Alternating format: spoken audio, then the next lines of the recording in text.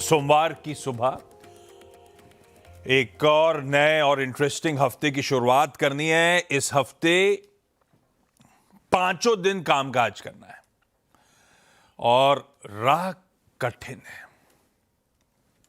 पिछले हफ्ते का निफ्टी का परफॉर्मेंस आपकी स्क्रीन पे रखता हूं। पहले 2 ट्रेडिंग सेशंस मंडे और ट्यूसडे बहुत प्रेशर के साथ कामकाज हुआ। शायद वो पीएम मोदी की संडे को वो अपील, वो फिजूल खर्ची रोकने की बात, वो ऑस्टेरिटी मेजर्स, उसका सेंटिमेंट्स पे भारी असर पड़ा। उसके बाद भारतीय बाजार संभलने की कोशिश करते हुए जरूर नजर आए, पर नेट वीक ऑन वीक पिछले हफ्ते 532 पॉइंट या कह लीजिए 2.25% का नुकसान झेला हमने। और वो जो मिड अप्रैल से एक दायरा चल रहा था 23,800 से 24,500 का, वो दायरा भी टूटा, दायरा भी नीचे की तरफ टूटा। उसके बाहर आते हुए भारतीय बाजार नजर आए और दिक्कतें थम नहीं रही हैं, ऐसा कह लीजिए बढ़ ही रही हैं। जस की तस बनी हुई है ऐसा कह सकते हैं। जैसे कि स्ट्रेट ऑफ हॉर्मुज, वो जस का तस बंद पड़ा हुआ है। ट्रम्प साहब चाइना हुआ है, कोई डेवलपमेंट्स वहां से रिपोर्ट करने के लिए इस फ्रंट पे तो है नहीं, बल्कि वीकेंड पे पहले ये इमेज डाली थी, इट वॉज द काम बिफोर द स्टॉर्म। और उसके बाद फिर दूसरा एक और ट्वीट आया कि for Iran the clock is ticking वगैरह वगैरह, धमकीबाजी चलती चली गई। दूसरी तरफ हमारे पीएम मोदी की भी बड़ी हार्ड हिटिंग मैसेज था तमाम वर्ल्ड लीडर्स के लिए, जब उन्होंने नीदरलैंड्स में भारतीय डायस्पोरा को संबोधित करा था कि ये आपदाओं का दशक है। ये तेल का क्राइसिस अगर कंटिन्यू करा तो पिछले कई दशकों के गेन्स दुनिया गंवा देगी। वाकई बहुत चैलेंजिंग हो रहा है मामला। नजर रहेगी इस हफ्ते भाई साहब यूएस ईरान कॉन्फ्लिक्ट पर, उसके इंप्लीकेशंस पर, इंप्लीकेशन कच्चे तेल पे, इंप्लीकेशन महंगाई पर, इंप्लीकेशन ग्लोबल रिस्क सेंटिमेंट्स पर। नजर रहेगी हमारे अपने रुपए पर, जो कि अब धीरे धीरे करके 100 की दहलीज की तरफ बढ़ते ही चले जा रहा है। और एक और चीज नजर रहेगी पंप प्राइसेस पर।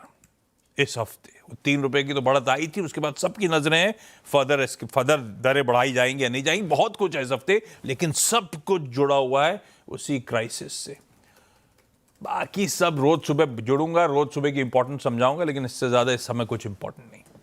गिफ्ट निफ्टी कह रहा है समीकरण थोड़े से बदले से रहेंगे। आधे % के दबाव के साथ हम लोग कामकाज की शुरुआत करेंगे 100 पॉइंट नीचे।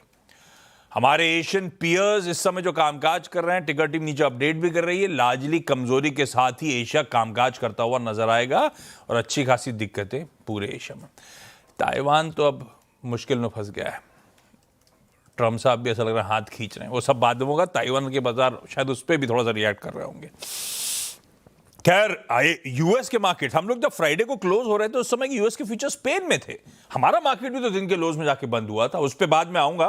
3/4 से 1.5-2% फ्यूचर्स दबाव में थे और एक्चुअल सेशन में ऐसे ही हुआ 1% से 1.5%। मतलब मोटा मोटी जितना दबाव था वो हम डाइजेस्ट करके गए थे। ऐसा नहीं कि हमें सरप्राइज करा फ्राइडे के मूव्स ने, पर आज सुबह के फ्यूचर्स और दबाव में, वो दबाव डाइजेस्ट करना है। आधे % से 3/4 के आस, अब तो धीरे धीरे बढ़ी रही है कमजोरी, तो तब और अब इसीलिए हैंडओवर आज के फ्यूचर्स के दबाव से और गड़बड़ा गया। तो हैंडओवर थोड़ा सा खराब है। यूएस में back to back second session हो सकता है, दिक्कत भरा ऐसा लगता है। तो ये सारे डेवलपमेंट्स ओवर द वीकेंड हुए क्या। और ट्रम्प साहब को तो सोशल में अगर फॉलो करो तो ऐसा लगता है कोई टीनेजर जिसके हाथ में एआई दे दिया हो। पूरे टाइम ना जाने कहां की इमेजेस डाले चले जाते हैं, उसमें फिर ढूंढो उनके काम का ट्वीट। यार भाई साहब कैसे अपडेट्स हैं वीकेंड के, क्या हुआ मामला? गुड मॉर्निंग आशीष। आज सुबह भी जब मैं उनकी वो ईरान के पास वक्त कम है ट्वीट ढूंढ रहा था तो मुझे 10 मिनट का समय लग गया, क्योंकि वो इमेजेस नीचे स्क्रॉल करते करते पता नहीं क्या क्या इमेजेस उन्होंने डाले थे। स्पेस टीम, स्पेस क्या पता नहीं क्या डाले जा रहे थे। लेकिन मुद्दे की बात तो यही थी कि फिर से उन्होंने ईरान को चेतावनी दी है कि उनके पास अब वक्त बहुत कम है, वो जल्द अपने डील की तरफ फैसला करे, वरना उनके पास अब कोई जो है कुछ बचेगा नहीं उनके पास, क्योंकि हमले फिर से शुरू हो जाएंगे।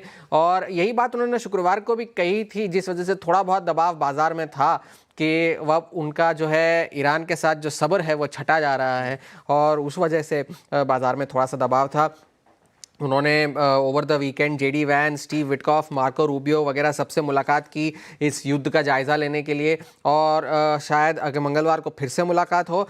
और एक्सियोस को दिए हुए अपने इंटरव्यू में उन्होंने ये कहा कि Iran is not where I want them to be, मतलब जहां उनकी डील में स्थिति होनी चाहिए थी इस वक्त वो वहां है नहीं, और अगर वो वहां नहीं पहुंचे तो उसके अंजाम उन्हें भुगतने पड़ेंगे। और साथ ही साथ इस वक्त ऐसा नहीं है कि पश्चिम एशिया में शांति बनी हुई है। पश्चिम एशिया में जो है छिटपुट ड्रोन के हमले जारी है। यूएई में कल एक न्यूक्लियर पावर प्लांट के पास एक ड्रोन हमला हुआ, जिस वजह से रेडिएशन लेवल्स में कोई बदलाव नहीं हुआ, ना कोई जानमाल के नुकसान हुआ, लेकिन वहाँ पर एक ऐसा हमला हुआ। और सऊदी अरब ने भी जो है ओवर द वीकेंड ये बताया है कि 3 ड्रोन्स को उन्होंने इंटरसेप्ट किए हैं। तो उस यूएई के जो न्यूक्लियर पावर प्लांट का जो पावर ट्रांसमिशन जोन था वहाँ पर आग लगी इस ड्रोन हमले की वजह से, लेकिन नुकसान कुछ नहीं हुआ। 2 बड़े डेवलपमेंट्स इस वक्त बाजार को मॉनिटर करने होंगे। डोनाल्ड ट्रंप के बाद व्लादिमीर पुतिन चीन जा रहे हैं। कल और परसों उनका 2 दिन का दौरा होगा। शी जिनपिंग के साथ वो मुलाकात करेंगे। और दूसरा ये कि G7 के नेताओं की आज पेरिस में मुलाकात होने वाली है। आज और कल सेंट्रल बैंकर्स और फाइनेंस मिनिस्टर्स दोनों की G7 के इन नेताओं की बातचीत होने वाली है। लेकिन ताइवान की आप बात कर रहे थे, तो डोनाल्ड ट्रंप ने और शी जिनपिंग ने तो अपने भाषण में ये कह दिया था कि Taiwan is a red line, कि वो जो अगर मसला सही से अगर हैंडल नहीं किया गया तो फिर जाकर के जो है रिश्तों में तकरार आ सकती है। लेकिन ताइवान के जो राष्ट्रपति है लाई चिंग-ते, उन्होंने फेसबुक पर अपने एक पोस्ट में लिखा कि ताइवान ना तो सैक्रिफाइस किया जाएगा ना तो ट्रेड किया जाएगा, और हमें एक बार्गेन चिप की तरह इस्तेमाल करने की आपको ज़रूरत नहीं है। इंडिपेंडेंस का सवाल नहीं उठता क्योंकि हम ऑलरेडी एक इंडिपेंडेंट नेशन है, तो इस पर हमारे साथ कोई विशेष टिप्पणी ना करें। लेकिन डोनाल्ड ट्रंप ने फॉक्स न्यूज़ को दिए हुए अपने इंटरव्यू में ये कह दिया कि जो $14 बिलियन की आर्म्स डील होने वाली थी वो एक नेगोशिएटिंग टूल है ताइवान के साथ। और साथ ही साथ उन्होंने दोनों देशों से कहा कि भाई आप शांति बनाए रखिए, कूल डाउन, ज़्यादा उत्तेजित होने की ज़रूरत नहीं है, और ताइवान को भी जो है स्वतंत्रता अपनी डिक्लेयर नहीं करनी चाहिए, ये उनका मत था अपने एक इंटरव्यू में, फॉक्स न्यूज़ को जो उन्होंने इंटरव्यू दिया था। लेकिन बाजार में दबाव इसलिए भी है क्योंकि बॉन्ड यील्ड्स जो है दुनिया भर के बढ़ते जा रहे हैं। 10 साल की बॉन्ड यील्ड इस वक्त यूएस में 4.6% तक पहुंच चुकी है, और 30 ईयर की जो बॉन्ड यील्ड है वो 5.1% के पार निकल चुकी है। तो बॉन्ड यील्ड्स की वजह से दबाव है। जापान में बॉन्ड यील्ड्स जो है 30 ईयर्स की बॉन्ड यील्ड वो 4% के पार निकली है 1999 के बाद पहली बार। और तेल की कीमतें तो एलिवेटेड लेवल्स पर बनी हुई है। 2 बड़े ट्रिगर्स इस हफ्ते के बाजार के ये होंगे कि एनवीडिया के नतीजे आएंगे बुधवार को, और वॉलमार्ट के नतीजे आएंगे। तो दुनिया की सबसे वैल्यूएबल कंपनी और दुनिया का सबसे बड़ा रिटेलर, दोनों के नतीजे आने हैं। FOMC मीटिंग के मिनट्स आने हैं, और ईरान पे डेवलपमेंट्स जो है वो तो जारी रहेंगे ही। लेकिन इस वक्त बॉन्ड यील्ड्स और तेल की वजह से दुनिया भर के बाजार दबाव में चल रहे हैं। ओके, ये है ग्लोब। तब और आपकी सेकंड प्लेट भी दिखाइएगा। थोड़ा सा हैंडओवर गड़बड़ाया, मैंने यूएस फ्यूचर्स का दिखाया था, जो हॉर्मास बॉन्ड डील्स की बात कर रहे थे। बॉन्ड डील्स हो, डॉलर इंडेक्स हो, कच्चा तेल हो, जहां छोड़ा था एलिवेटेड लेवल्स पे छोड़ा था फ्राइडे को 3:30 बजे, उससे ऊपर ही मिल रहा है। और उदय कोटक साहब का एक ट्वीट स्क्रीन पे रखता हूं मैं, हम सब के लिए होमवर्क, इस बॉन्ड यील्ड पे नजर रखें। यूएस की 10 ईयर बेंचमार्क, ये ऐसे नहीं दिख रहा, क्या दिखा रहे हो आप? या तो फुल फ्रेम पे डाल दो या स्क्वीज करके गलत कर दिया है। खैर, यूएस में माउंटिंग जो डेट लेवल्स हैं उसके चलते यील्ड्स पे नजर रखिए, ऑलरेडी तगड़ी इंचअप कर चुकी हैं। और अगर यूएस में दिक्कतें बढ़ी और यूएस छीका तो दुनिया भर को ठंड लग जाएगी। बात सही है, और बॉन्ड यील्ड्स इंचअप करती ही चली जा रही है। अच्छा, एक और चीज, कच्चे तेल की बात हुई तो यूएस एडमिनिस्ट्रेशन ने हमें एक टेम्पररी 30 डे का स्टॉप गैप मेजर के तौर पे अलाउ करा था कि Russian standard ships oil carry जो कर रही हैं उसे इंडिया ला सकता है, रिफाइन कर सकता है उस तेल को। फिर बीच में एक्सटेंड कर दिया था, वो मियाद सैटरडे को खत्म हो गई है और यूएस एडमिनिस्ट्रेशन ने उस डेडलाइन को पास होने दिया, यानी कि अब हम वो स्टैंडर्ड रशियन शिप्स में ऑयल है नहीं ले सकते। थोड़ा सा मामला गड़बड़ा ही रहा है। कच्चा तेल भी इंचअप हो रहा है, वो सस्ता क्रूड भी नहीं आना है, और क्रूड आना ही नहीं है। दिक्कतें स्ट्रेट ऑफ हॉर्मुज की बनी हुई हैं, सब कंसर्न्स हैं, प्लीज ध्यान रखिएगा। ऐसे बैकड्रॉप पे वैसे 2 दिनों से एफआईएस की तरफ से ऐसे लगा सेलिंग प्रेशर तो खत्म हो, कुछ रिलीफ टाइप दिख रहा था, पर उससे आई डाउट सेंटिमेंट में कोई फर्क पड़ेगा, क्योंकि फ्राइडे का ट्रेडिंग सेशन आपकी स्क्रीन पर आएगा। गैप के साथ शुरुआत हुई थी, मेरे ख्याल से 40 पॉइंट ऊपर खुले थे, तेजी टूल पकड़ी और एक समय भारतीय बाजार 23,800 के ऊपर ट्रेड कर रहे थे। 150 पॉइंट के आसपास के उछाल के साथ सारे गेन्स वाइप आउट हुए। फाइनली 50 पॉइंट नीचे दिन के हाई से 200 पॉइंट करेक्ट होकर हम लोग सेशन की समाप्ति कर गए। क्या करा जाए, ग्लोब तो थोड़ा सा कंसर्न्स जस के तस हैं और ऑफलेट तो माउंट ही हो रहे हैं। तो गेम प्लान होगा क्या वीरू? Good morning.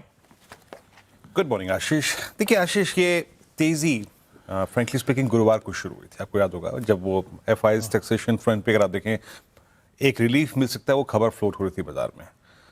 आप एक अच्छे लेवल पे क्लोज हुए गुरुवार को। शुक्रवार को इसी मंच पे मैंने सुबह सुबह एक बात कही थी कि ये जो एनवायरनमेंट क्रिएट हुआ है इस खबर के बीच में, अगर ये उत्सुकता बायस पॉजिटिव रखता है तो हम एक लेवल तक जाएंगे जिसको हम छूने की कोशिश करेंगे। And that was exactly yesterday's यानी Friday's high. 10-day exponential average 23840, ये निफ्टी का 10-day मा है। किसी भी अगर आप देखें स्लाइटली इंप्रूव्ड एनवायरनमेंट में, एफआईएस की शॉर्ट कवरिंग में, कैश की बाइंग में आप वहां तक गए, पर उसे कहते हैं ना, एक बात बड़ी खूबसूरत कही गई है कि खाली पेट भजन ना हुए। जब वो न्यूज नहीं आई, फाइनली अगर आप देखें रुपी पर, फाइनली क्रूड पर, फाइनली सिंकिंग यूएस फ्यूचर्स पर मार्केट ने रिएक्ट किया। एक नपातुला reaction on the higher side और नपातुला reaction on the lower side.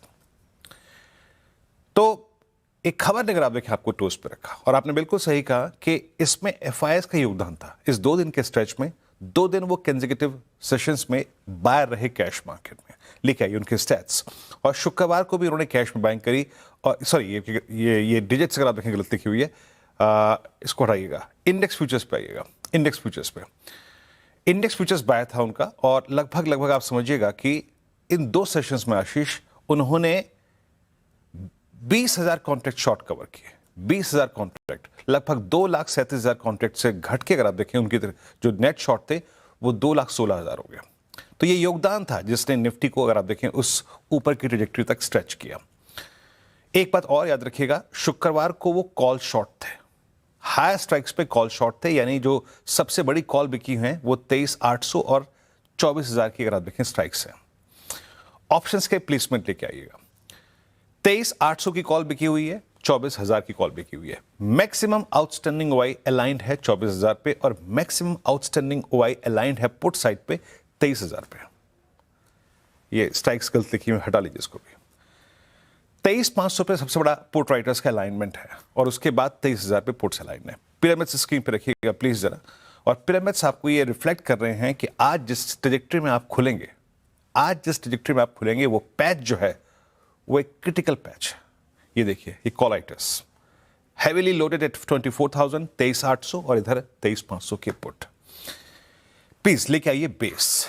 आशीष, हमने एक गैप की बात की थी जो कि डेली चार्ट्स पे निफ्टी के परसिस्ट करता है, अप्रैल का, 7 अप्रैल और 8 अप्रैल के बीच में। बेस वन स्क्रीन पे रखिएगा। In any case at open, during mid session और कहीं पर भी, अगर हम इस पहले पुट राइटर्स के जोन को, दैट्स 529 एंड 466, अगर वायलेट करते हैं आशीष, तो हमारा जो लास्ट वीक का स्विंग लो है दैट 260 एंड 351, वो ओपन हो जाएगा। Trade accordingly, but please handle with care 466 and 529.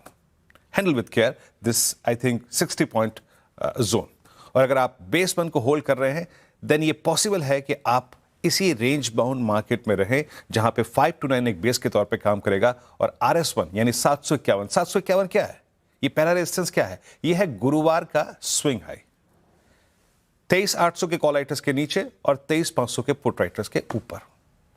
आप उस रेंज में रहेंगे, लेकिन मेजर वायलेशन जो होगा वो निफ्टी पर होगा अगर हम बेस वन को तोड़ जाते हैं। In that case a drift, a collapse towards base 2 is likely, जैसा कि क्रूड कह रहा है, जैसा कि रुपी डॉलर इक्वेशन कह रही है, और जैसा कि यूएस फ्यूचर्स कह रहे हैं। आउट ऑफ दिस टू अगर आप निफ्टी बैंक को देखें आशीष, ये ज्यादा खराब है ना। ये क्रूड पे ज्यादा रिएक्ट कर रहा था जब हम 109 110 की तरफ फ्लोट कर रहे थे शुक्रवार को।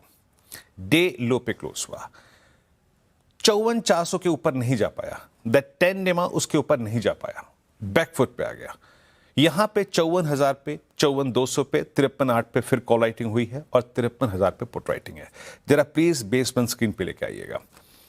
बेस 1 क्रिटिकल है, याद रखिएगा। ये फर्स्ट पुट राइटर्स जोन है 371 के वायलेशन के नीचे, मेरे ख्याल से 371 वो फिगर है, मैं नोट करके नहीं लाया, लेकिन यस 371 इसके नीचे बैंक निफ्टी टेस्ट करे बड़े बेस की ट्रेजेक्ट्री, वो आती है करीब करीब 53,290 और 53,050 के आसपास। अगर ये वायलेट होता है तो निफ्टी बैंक के लिए करीब करीब 52,727 और 52,611 की ट्रेजेक्ट्री खुल जाएगी।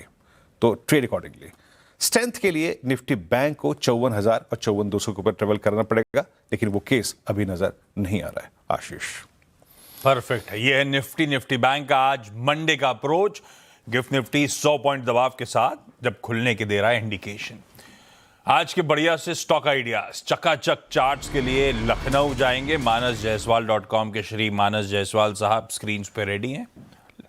आमतौर पे हर मंडे को मदद करने के लिए रेडी रहते हैं, बाकी दिन क्यों नहीं मदद करते? खैर ठीक है। मानस जी, गुड मॉर्निंग। आज के प्रिफर्ड आइडियाज कौन से? गुड मॉर्निंग आशीष जी।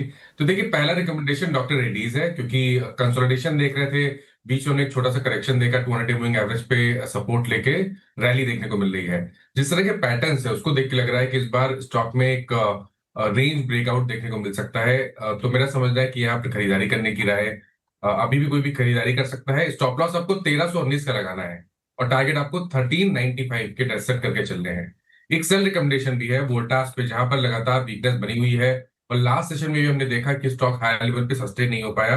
वहां पर फ्रेश ब्रेकडाउन देखने को मिला है। तो वोल्टास में सेल रिकमेंडेशन है 1256, 1256 के स्टॉप लॉस से बिकवाली करेंगे। 1200 तक के टारगेट देखने को मिल सकते हैं। बाय और एक सेल।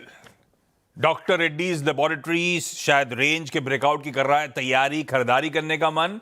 वोल्टास लगातार डिसअपॉइंट कर रहा है, इवन उसके क्वार्टरली नंबर्स काफी डिसअपॉइंटिंग थे। एक सेल रेको आपकी स्क्रीन पे मानस की तरफ से, लेवल्स नोट डाउन करिए। मानस जी, थैंक यू उसमें से वक्त निकालने के लिए। 8 बजे वापस मुनाफे की तैयारी में होगी उनसे मुलाकात। क्विकली कंचन के पास चला जाए, कई सारे इंपॉर्टेंट रिजल्ट्स, खबरें जिन पर रिएक्ट करना है। कंचन, गुड मॉर्निंग, बताएं।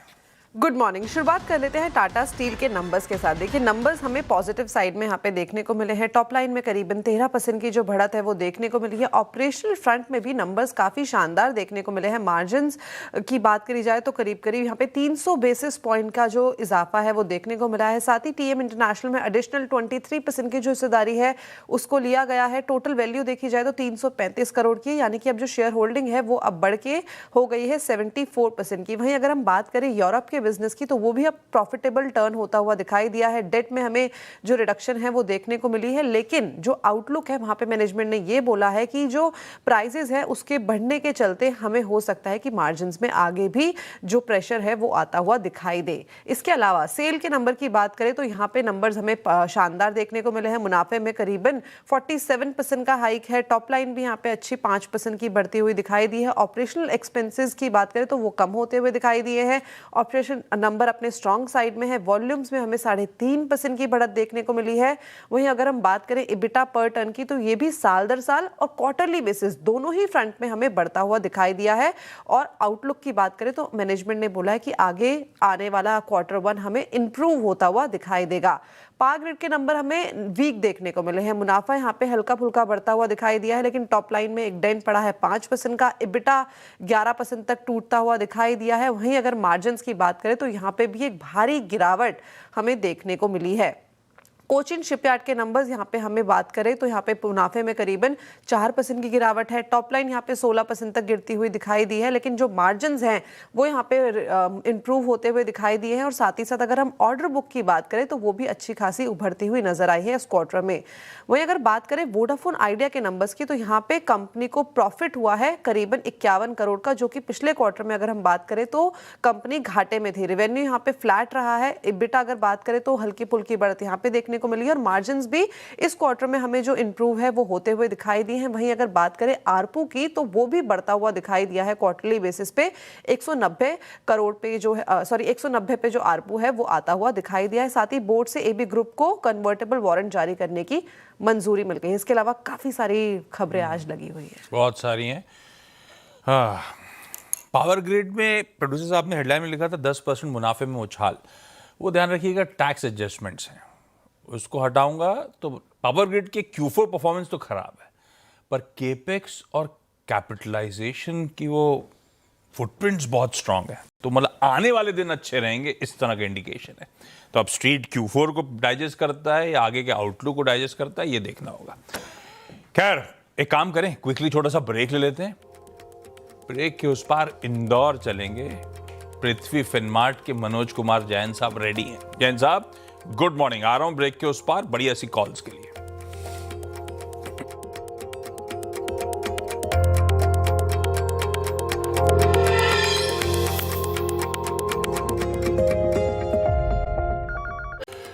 चलिए, ब्रेक के बाद आप सबका स्वागत है। रिविजिट करा देता हूं तब और आपकी सेकंड प्लेट। हालांकि मैंने अपफ्रंट बता भी दिया था, तो उसको मैं टच अपॉन तो नहीं कर रहा। मनोज सर के पास चला जाए, रखेंगे स्क्रीन पे इस प्लेट को। मनोज सर, आपकी preferred pick sir. Good morning Ashish ji. हम देख रहे हैं कि यहाँ पे डॉलर इंडेक्स और बॉन्ड यील्ड में जबरदस्त बढ़त है, और उसी के चलते हमने फ्राइडे को अक्रॉस द बोर्ड वहां पे एक हैवी सेल ऑफ देखा था। लेकिन एनर्जी पैक जो है वहां पे डटा हुआ है। जिस तरह से कॉन्फ्लिक्ट यूएस ईरान के बीच बने हुए हैं, हमने नेचुरल गैस में एक ब्रेकआउट होते हुए देखा आशीष जी, और हमारा मानना है कि कीमतें अब यहाँ पे ग्रेजुअली 320 की ओर जाती हुई नजर आ रही है। तो नेचुरल गैस के मे कॉन्ट्रैक्ट में बाय की सलाह रहेगी। इंट्राडे में यहाँ पे 282 के स्तर के ऊपर बाय करना है, 275 के स्टॉप लॉस से, और इंट्राडे के जो लक्ष्य रहेंगे 294 तक के रहेंगे। साथ ही हमने निकल कॉन्ट्रैक्ट में एक बड़ी गिरावट देखी थी फ्राइडे को, और कीमतें अब एलएमई पर अपने सपोर्ट लेवल $18,200 के बहुत ही करीब है, और यहाँ से एक रिवर्सल जो है वो देखने को मिल सकता है आज के सत्र में। तो निकल के जून कॉन्ट्रैक्ट में 1776 के स्तर पर बाय की सलाह रहेगी। स्टॉप लॉस 1755 का रखना है, और यहाँ पे इंट्राडे में 1810 तक के लक्ष्य देखने मिल सकते हैं। परफेक्ट है। दो बाय रिकॉर्ड्स हैं, नेचुरल गैस और निकल के जून वायदा में। लेवल्स नोट डाउन कर लीजिए। मनोज सर, थैंक यू सुबह सुबह जुड़ने के लिए। चलिए, आज का इवेंट्स कैलेंडर, मंडे का दिन है आज। बहुत सारे, दो तो निफ्टी रिजल्ट्स, टाटा स्टील और पावर ग्रिड पर रिएक्ट करना है, और बहुत सारे वायदा के नंबर्स हैं आज। खुद में निफ्टी 50 का कोई रिजल्ट तो नहीं है, वायदा के दो रिजल्ट्स आने, आईओसी और एस्ट्रल। नहीं तो रोज प्लेट क्लटर्ड रहती थी, आज एकदम बड़ा बड़ा लिखा हुआ है क्योंकि मामला खाली है। कैश के नंबर्स काफी सारे हैं। एनएससी यानी कि नेशनल स्टॉक एक्सचेंज आज से इलेक्ट्रॉनिक गोल्ड रिसीट्स ईजीआर्स में ट्रेडिंग की शुरुआत करने जा रही है। ईजीआर्स बेसिकली वो सोना जो सेबी के वॉल्ट्स पे सिक्योर्ड होगा, जिसके लिए फिजिकल गोल्ड सिक्योर्ड होगा और रिसीट जारी कर दी जाएंगी, तो आप ट्रेड कर सकते हो। और तमाम डिनोमिनेशंस में 999 प्योरिटी, 995 प्योरिटी, 100 ग्राम, 10 ग्राम, 1 ग्राम, 100 मिलीग्राम, ये ट्रेडिंग की शुरुआत आज से। बाजार सारे खुले हैं, कनाडा का मार्केट बंद है, उसको अपन ट्रैक भी नहीं करते। चाइना के बहुत सारे डेटा आने, ऐसे वो शी जिनपिंग साहब और ट्रंप साहब की मुलाकात के बाद चाइना का अपर एंड तो तगड़ा है। House prices, unemployment rate, industrial production, retail sales, FDI, सारे अर्थव्यवस्था के आंकड़े आ जाने हैं। सीएम डेजिग्नेट जो हैं वीडी सतीशन साहब, आज बतौर केरला के चीफ मिनिस्टर वो शपथ ग्रहण समारोह है उनका, स्वेरिंग इन सेरेमनी। आईएमडी ने अलर्ट जारी करा है भाई, 5 दिनों की हीट वेव है स्टार्टिंग आज से, यानी कि पूरा हफ्ता पंजाब, हरियाणा और चंडीगढ़ के लिए टेम्परेचर्स बहुत ज्यादा राइज कर रहे होंगे, आप लोग ध्यान रखिएगा। G7 फाइनेंस मिनिस्टर्स की मीटिंग शेड्यूल्ड है पेरिस में आज और कल, और सबसे मेन मुद्दा तो I am sure finance ministers का ग्लोबली इस समय स्ट्रेट ऑफ हॉर्मुज है। पीएम मोदी का वो जो यूएई और यूरोप का टूर है वो कंटिन्यू कर रहा है। आज 4th लेग होगा उसका, जब नॉर्वे, आज और कल पीएम मोदी वहां पे होंगे। 3rd इंडिया नॉर्डिक समिट और बायलैटरल एंगेजमेंट्स वहां पे है। गिफ्ट निफ्टी के कुछ ठीक है, शुरुआत करी थी आधे घंटे पहले तो 100 पॉइंट की दबाव के इर्द गिर्द घूम रहा था, अभी भी उसी के आसपास है। तो मोटा मोटी कह सकते हैं आप 90-100 पॉइंट के दबाव के साथ ही शुरुआत करेंगे, इस तरह के इंडिकेशन। लेकिन चलिए, इस नोट पे मॉर्निंग कॉल को समेटते हैं। थैंक यू इस प्रोग्रामिंग को देखने के लिए, आज की तैयारी के लिए। ब्रेक ले रहा हूं, ब्रेक के उस पार जब लौट के आएंगे तो आज का मंडे का टॉप 20। नमस्कार।